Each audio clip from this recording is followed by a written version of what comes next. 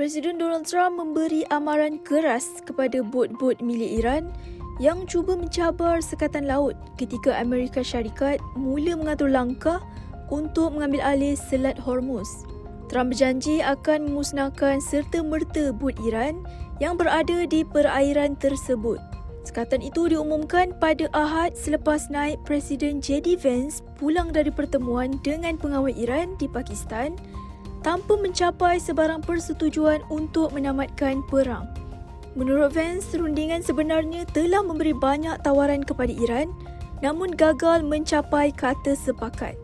Beliau menegaskan bahawa Washington mahu mengawal uranium diperkaya milik Iran serta memastikan wujud mekanisme pemantauan yang ketat bagi menghalang negara itu daripada membangunkan senjata nuklear pada masa depan.